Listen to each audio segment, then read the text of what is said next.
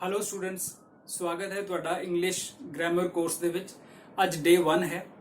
ਅੱਜ ਤੋਂ ਆਪਾਂ ਇੰਗਲਿਸ਼ ਨੂੰ ਬਿਲਕੁਲ ਬੇਸਿਕ ਤੋਂ ਲੈ ਕੇ ਪੜ੍ਹਨਾ ਸ਼ੁਰੂ ਕਰਾਂਗੇ।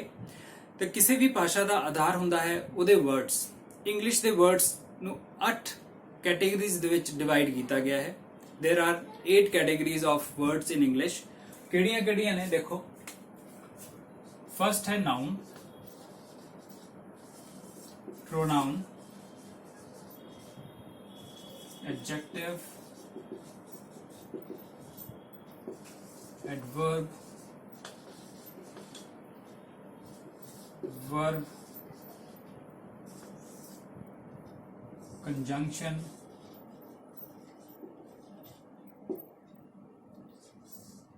preposition and interjection। So English ਦੇ ਵਰਡਸ ਨੂੰ 8 ਕਲਾਸਿਸ ਦੇ ਵਿੱਚ ਡਿਵਾਈਡ ਕੀਤਾ ਗਿਆ। ਫਿਰ ਇੰਗਲਿਸ਼ ਨੂੰ ਸਮਝਣ ਦੀ ਕੋਸ਼ਿਸ਼ ਕੀਤੀ ਗਈ। ਆਪਣਾ ਵੀ ਇਹੀ ਸਿਲੇਬਸ ਹੈ, ਆਪਾਂ ਇਹੀ ਸਾਰਾ ਕੁਝ ਪੜ੍ਹਨਾ ਹੈ। ਇਹਦੇ ਨਾਲ ਹੀ ਤੁਹਾਡੀ ਇੰਗਲਿਸ਼ ਇੰਪਰੂਵ ਹੋ ਜਾਏਗੀ। ਚਾਹੇ ਤੁਸੀਂ ਕੰਪੀਟੀਸ਼ਨ ਦੀ ਤਿਆਰੀ ਕਰ ਰਹੇ ਹੋ ਜਾਂ ਤੁਸੀਂ ਕਿਸੇ ਹੋਰ ਪਰਪਸ ਨਾਲ ਇੰਗਲਿਸ਼ ਸਿੱਖ ਰਹੇ ਹੋ, ਇਹ ਸਾਰੇ ਪਾਰਟਸ ਆਫ ਸਪੀਚ ਤੁਹਾਨੂੰ ਆਉਣੇ ਬਹੁਤ ਬਹੁਤ ਇੰਪੋਰਟੈਂਟ ਹਨ। ਓਕੇ, ਸੋ ਆਪਾਂ ਸ਼ੁਰੂਆਤ ਕਰਦੇ ਹਾਂ ਸੈਂਟੈਂਸ ਤੋਂ। ਇੱਕ ਸੈਂਟੈਂਸ ਜਦੋਂ ਬਣਦਾ ਹੈ ਉਹ ਇਹਨਾਂ ਚੀਜ਼ਾਂ ਦੀ ਵਰਤੋਂ ਕਰਦਾ ਹੈ। ਇਹ ਸਾਰੇ ਵਰਡਸ ਯੂਜ਼ ਹੁੰਦੇ ਹਨ, ਠੀਕ ਹੈ, ਜਾਂ ਇਹਨਾਂ ਚੋਂ 3-4 ਵਰਡਸ ਟਾਈਪ ਦੇ ਵਰਡਸ ਯੂਜ਼ ਹੁੰਦੇ ਹਨ ਤੇ ਇੱਕ ਸੈਂਟੈਂਸ ਬਣ ਜਾਂਦਾ ਹੈ। ਸੈਂਟੈਂਸ ਦੇ ਦੋ ਮੁੱਖ ਭਾਗ ਹੁੰਦੇ ਹਨ। ਇੱਕ ਹੁੰਦਾ ਹੈ ਸਬਜੈਕਟ, ਇੱਕ ਹੁੰਦਾ ਹੈ ਪ੍ਰੈਡੀਕੇਟ। आई रिक्वेस्ट यू ऑल एक कॉपी पेन जरूर लेके नोट करो, ठीक है।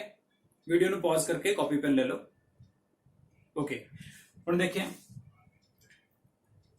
बचपन तो ਆਪਾਂ पढ़ रहे हैं स्कूल कॉलेजां ਵਿੱਚ, कोचिंग सेंटरां ਵਿੱਚ, हर जगह बचपन तो ਆਪਾਂ पढ़ रहे हैं कि सब्जेक्ट कुछ खास नहीं ਹੁੰਦਾ। सब्जेक्ट ਦਾ ਇੱਕ ਕਰਤਾ ਹੁੰਦਾ ਹੈ।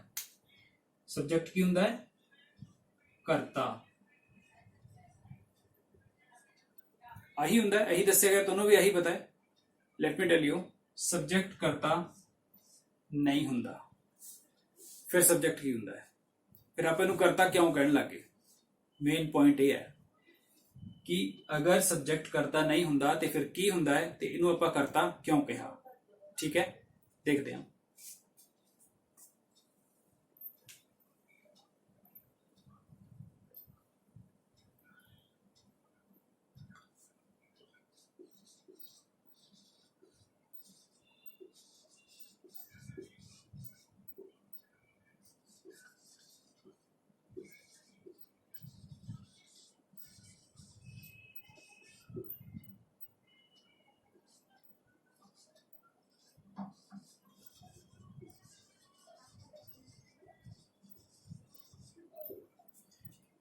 तीन सेंटेंस में लिखे हैं।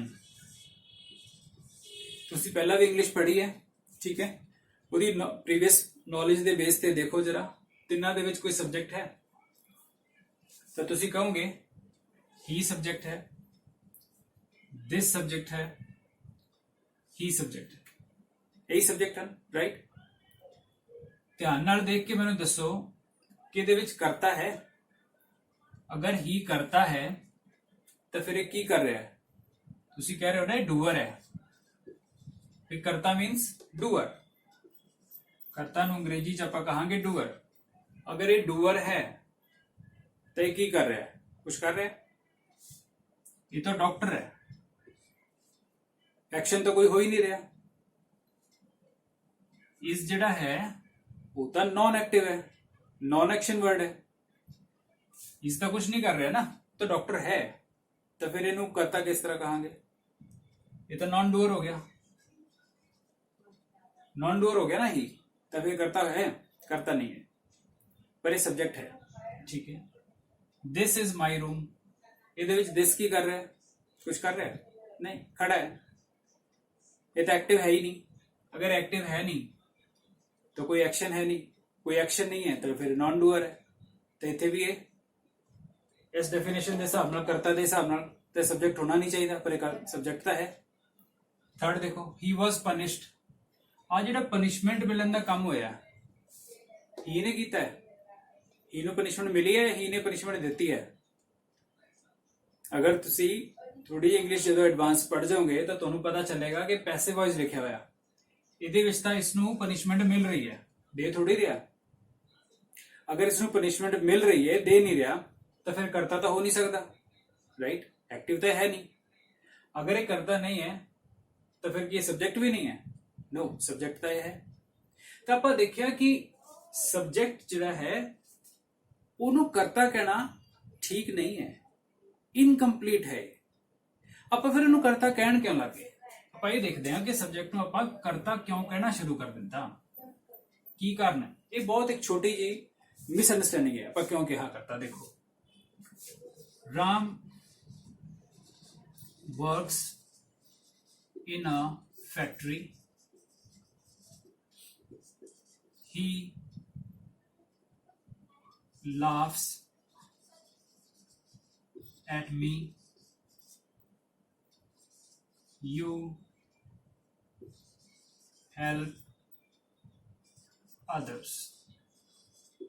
देखो ये 3 सेंटेंस पे लिखे हैं। पहले सेंटेंस देखो कोई एक्शन हो रहा, फैक्ट्री च काम करने एक्शन तो हो ही रहा, एक्शन कर कौन रहा, राम है ना। सेकंड इज देखो हंसना, हंसने का काम कौन कर रहा है, ही। थर्ड इज हेल्प हो रही है, हेल्प कौन कर रहा है, यू। इतो एक मिसअंडरस्टैंडिंग शुरू हो गई। मिसअंडरस्टैंडिंग ये हो गई कि इस राम ने काम किया तो राम करता हो गया, ये करता हो गया, इतने हेल्प करने वाला करता हो गया, तो जो करता है वही सब्जेक्ट हो गया। नो मैन, मैं मना नहीं कर रहा कि डूअर नहीं है, डूअर तो ये है, लेकिन ये डूअर होना सब्जेक्ट होने का रीजन नहीं है। सब्जेक्ट होने का रीजन की है, देखो सब्जेक्ट होने का रीजन है टॉपिक। सब्जेक्ट वो हुंदा है जो अपनी गल, अपनी मैसेज का टॉपिक हुंदा है, आपां किस चीज दे बारे गल कर रहे हैं, वो हुंदा है सब्जेक्ट। देखो आपां राम दे बारे गल कर रहे हैं कि फैक्ट्री च काम कौन करता है, जी राम करता है, आई समझ, तो राम सब्जेक्ट होएगा। इत्थे ही ला, कौन हसदा है, ही हसदा है, ये सब्जेक्ट है। अपना टॉपिक अगर चेंज हो जाएगा, अगर आपां राम लिख देंगे इत्थे तो राम हसना शुरू कर देगा, मतलब आपां राम दे बारे गल कर रहे हैं, हुण ही दे बारे गल कर रहे हैं। अगर इतने कोई कुड़ी हस रही है तो शी हो जाएगी, वह मतलब अपना टॉपिक शी है, ठीक है। तो सब्जेक्ट करता नहीं हुंदा, सब्जेक्ट हुंदा है विशा। सब्जेक्ट की हुंदा है, सब्जेक्ट हुंदा है विशा। तो अज दी क्लास तो बाद कभी भी सब्जेक्ट करता हुंदा है ये नहीं कहना, इनू अपडेट कर लो अपनी नॉलेज नू, ते सब्जेक्ट नू हमेशा विशा कहना, ठीक है। एक गल क्लियर हो गई। नेक्स्ट ध्यान है, देखो सेंटेंस का सेकंड पार्ट है प्रेडिकेट। हुण प्रेडिकेट की हुंदा है, प्रेडिकेट वो पार्ट हुंदा है जो उस विषय दे बारे कहा जा रहा हुंदा है, जो आपां टॉपिक दे बारे गलबात कर रहे हैं, जो मैसेज है वो प्रेडिकेट है। जिस तरह राम तो सब्जेक्ट हो गया, जिहड़ा है ना वर्क्स इन अ फैक्ट्री, ये प्रेडिकेट हो गया, गल समझ आई। इत्थे ही लाफ्स एट मी, ये प्रेडिकेट हो गया। टॉपिक यानी कि सब्जेक्ट ही है, प्रेडिकेट जो मैसेज है वो है। हेल्प अदर्स, ये भी प्रेडिकेट है। हुण कुछ बच्चों को लगेगा कि प्रेडिकेट जिहड़ा हुंदा है वो जरूरी है उहदे लई कि इन्ने सारे शब्द वरते जाण, कोई जरूरी नहीं है। प्रेडिकेट एक सिंगल वर्ड भी हो सकता है। प्रेडिकेट दा मुख्य पार्ट हुंदी है वर्ब, वर्ब हुंदी है।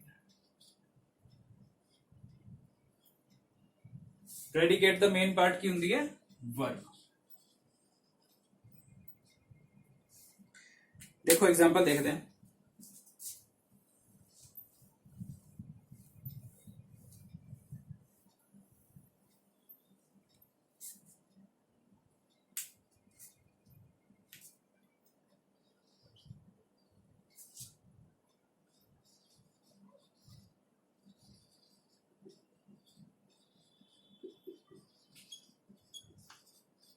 एक सेंटेंस में लिखा आई fly kite in the sky, ठीक है। ਇਹ ਸੈਂਟੈਂਸ ਹੈ। ਸਬਜੈਕਟ ਹੋ ਗਿਆ ਆਈ, ਇਹਦੇ ਬਾਰੇ ਗੱਲ ਕਰ ਰਹੇ ਹਾਂ। ਕਹਿੰਦਾ ਹੈ ਕਿ ਮੈਂ ਪਤੰਗ ਉਡਾਉਂਦਾ ਹਾਂ ਇਨ ਦ ਸਕਾਈ। ਇੱਥੋਂ ਲੈ ਕੇ ਇੱਥੋਂ ਤੱਕ ਪ੍ਰੈਡੀਕੇਟ ਹੈ, ਠੀਕ ਹੈ। ਆਪਾਂ ਕੀ ਕਰਦੇ ਹਾਂ, ਆਪਾਂ ਲਾਸਟ ਵਾਲਾ ਪਾर्ट ਇਸ ਨੂੰ ਰਿਮੂਵ ਕਰ ਦਿੰਦੇ ਹਾਂ, ਇਹਨੂੰ ਇਰੇਜ਼ ਕਰ ਦਿੰਦੇ ਹਾਂ। ਮੰਨ ਲਓ ਇਹ ਚਲਾ ਗਿਆ। आई फ्लाई काइट, कि इतना छोटा जा पार्ट प्रेडिकेट हो सकता है? बिल्कुल हो सकता है, क्योंकि इंफॉर्मेशन है, कंप्लीट इंफॉर्मेशन है कि मैं की कर रहा, मैं पतंग उड़ा रहा, राइट। अगर मैं काइट भी हटा दें, आई फ्लाई, मैं उड़दा हाँ, तो की प्रेडिकेट होएगा? बिल्कुल होएगा। हालांकि इंफॉर्मेशन थोड़ी इलॉजिकल हो जाएगी, पर प्रेडिकेट तो फिर भी बनया रहेगा, क्योंकि वर्ब मौजूद है ना। अगर तुसी वर्ब हटा दोगे फिर ये प्रेडिकेट नहीं रहेगा। आई तो बाद सीधा लिखोगे आई काइट इन द स्काई, तो इंफॉर्मेशन अधूरी हो जाएगी कि मैं काइट का की करदा, स्काई दे विच अग ला के साड़ देना या की करदा, राइट। तब वर्ब दा होना, जिन्ना चिर वर्ब है उन्ना चिर प्रेडिकेट है। Predicate begins with verb, predicate दी शुरुआत वर्ब तो हुंदी है। यू गॉट माई पॉइंट, ठीक है। ਆਪਾਂ ਸੈਂਟੈਂਸ ਦੇ ਵਿੱਚ ਦੇਖਣਾ ਹੈ ਕਿ ਸਬਜੈਕਟ ਕੀ ਹੈ ਤੇ ਸਬਜੈਕਟ ਦੇ ਬਾਰੇ ਕਿਹਾ ਕੀ ਜਾ ਰਿਹਾ ਹੈ। What is the information about the subject, ਠੀਕ ਹੈ। ਜਿਹੜੀ ਇਨਫੋਰਮੇਸ਼ਨ ਹੋਏਗੀ ਉਹ ਵਰਬ ਤੋਂ ਸ਼ੁਰੂ ਹੋਏਗੀ। ਸੈਂਟੈਂਸ ਦੇ ਵਿੱਚ ਸਬਜੈਕਟ ਤੁਸੀਂ ਆਇਡੈਂਟੀਫਾਈ ਕਰ ਲਿਆ। ਮੈਂ ਤੁਹਾਨੂੰ ਵਰਬ ਕਿਹਨੂੰ ਕਹਿੰਦੇ ਨਾ, ਤੁਸੀਂ ਸੁਣਿਆ ਨਾ ਵਰਬ ਕਿਰਿਆ ਹੁੰਦੀ ਹੈ, ਵਰਬ ਕਿਰਿਆ ਨਹੀਂ ਹੁੰਦੀ। ਵਰਬ ਕਿਰਿਆ ਕਿਉਂ ਨਹੀਂ ਹੁੰਦੀ, ਕਿਉਂ ਉਹਨੂੰ ਕਿਰਿਆ ਕਹਿਣ ਲੱਗੇ, ਕਿੱਥੇ ਕਨਫਿਊਜ਼ਨ ਸ਼ੁਰੂ ਹੋਈ, ਉਹ ਮੈਂ ਤੁਹਾਨੂੰ ਦੱਸਾਂਗਾ ਨੈਕਸਟ ਵੀਡੀਓ ਦੇ ਵਿੱਚ। ਅੱਜ ਦੀ ਵੀਡੀਓ ਚ ਇੰਨਾ ਹੀ। ਜੇ ਤੁਹਾਨੂੰ ਮੇਰੀ ਵੀਡੀਓ ਪਸੰਦ ਆਈ ਹੈ, ਵੱਧ ਤੋਂ ਵੱਧ ਬੱਚਿਆਂ ਨੂੰ ਸ਼ੇਅਰ ਕਰੋ, ਜਿਨ੍ਹਾਂ ਬੱਚਿਆਂ ਨੂੰ ਇਸ ਦੀ ਲੋੜ ਹੈ, ਜੋ ਇੰਗਲਿਸ਼ ਨੂੰ ਬਿਲਕੁਲ ਜ਼ੀਰੋ ਲੈਵਲ ਤੋਂ ਸ਼ੁਰੂ ਕਰਕੇ ਸਿੱਖਣਾ ਚਾਹੁੰਦੇ ਨੇ ਤੇ ਸਹੀ ਸਿੱਖਣਾ ਚਾਹੁੰਦੇ ਨੇ। ਉਹ ਨਹੀਂ ਜਿਹੜਾ ਆਪਾਂ ਅੱਜ ਤੱਕ ਕਲਾਸਾਂ ਦੇ ਵਿੱਚ ਪੜ੍ਹਦੇ ਰਹੇ, ਉਹ ਨਹੀਂ ਆਪਾਂ ਸਿੱਖਣਾ। ਆਪਾਂ ਉਹ ਸਿੱਖਣਾ ਹੈ ਜੋ ਸਹੀ ਹੈ। ਆਪਾਂ ਇੰਗਲਿਸ਼ ਦੇ ਵਿੱਚ ਇੰਗਲਿਸ਼ ਦੀ ਹੀ ਗ੍ਰਾਮਰ ਯੂਜ਼ ਕਰਨੀ ਹੈ, ਨਾ ਕਿ ਪੰਜਾਬੀ ਦੀ ਗ੍ਰਾਮਰ। ਸਿੱਖਣਾ ਪੰਜਾਬੀ ਚ ਹੀ ਹੈ, ਆਪਣੀ ਲੋਕਲ ਭਾਸ਼ਾ ਦੇ ਵਿੱਚ ਹੀ ਆਪਾਂ ਸਿੱਖਾਂਗੇ, ਪਰ ਗ੍ਰਾਮਰ ਦੇ ਰੂਲ ਇੰਗਲਿਸ਼ ਦੇ ਹੀ ਲੱਗਣਗੇ, ਪੰਜਾਬੀ ਦੇ ਨਹੀਂ। ਅਦਰਵਾਈਜ਼ ਬਹੁਤ ਕਨਫਿਊਜ਼ਨ ਹੋ ਜਾਏਗੀ। ਤੁਹਾਡਾ ਕੰਪੀਟੀਸ਼ਨ ਦਾ ਐਗਜ਼ਾਮ ਹੈ, ਕਿਸੇ ਨੇ ਆਇਲਟਸ ਦੀ ਤਿਆਰੀ ਕਰਨੀ ਹੈ, ਤਾਂ ਉਹ ਗਿਆਨ ਅਧੂਰਾ ਰਹਿ ਜਾਏਗਾ, ਉਹ ਕਿਸੇ ਕੰਮ ਆਏਗਾ ਨਹੀਂ। Thank you very much guys.